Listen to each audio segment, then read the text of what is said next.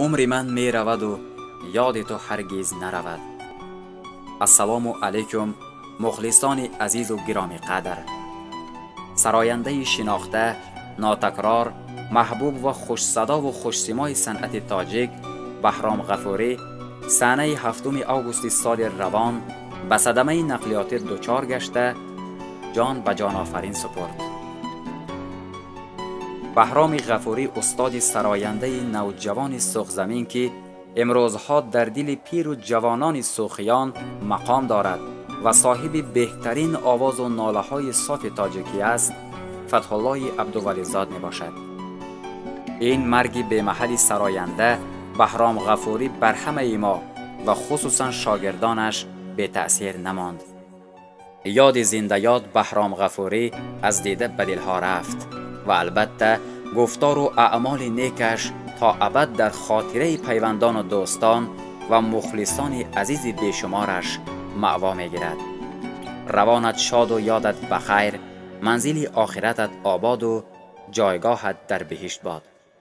برای یادبود بهرام غفوری شاگرد عزیزش فتح الله جان یک چند سرود خود استاد را بهر شما مخلصانش صوت و صفا پیشکش کردن است و از شمایان عزیز درخواست و سپاس میکنم که روحش شاد و آخرتش آباد باشد گویان دعاگویش باشیم.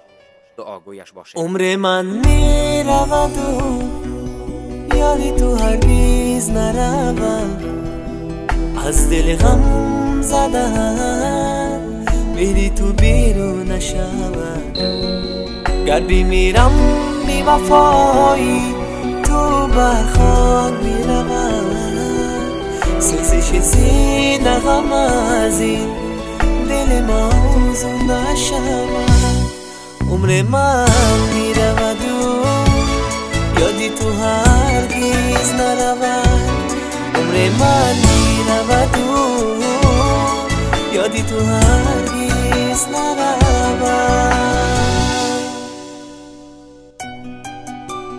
کوه گرد چپگردان این زمان از تار سر، رفت از ما غفوری آن حافظی والا نظر. خلق تاجیک دست خود بردار این دم با دعا، ای خداوندا نما آسان برا این سفر.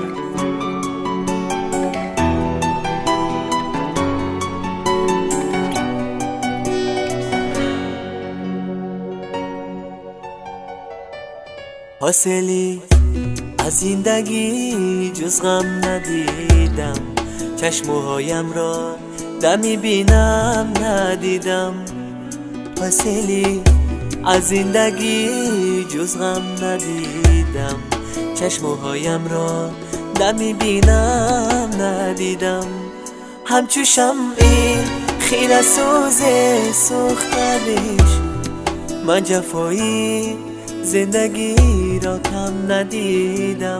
همچو شمعی خیره سوز سوختنش، من جفایی زندگی را کم ندیدم.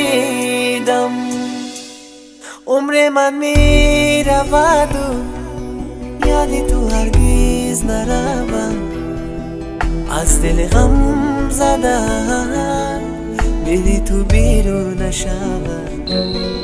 گر بمیرم بی وفایی تو برخوان می رود، سوزش سینه غم از این دل موزون نشود. عمر من می رود و یادی تو هرگز نرود. عمر من می رود و یادی تو هرگز نرود. عمر من می رود و یادی تو هرگز نرود. عمر من می رود و یادی تو هرگز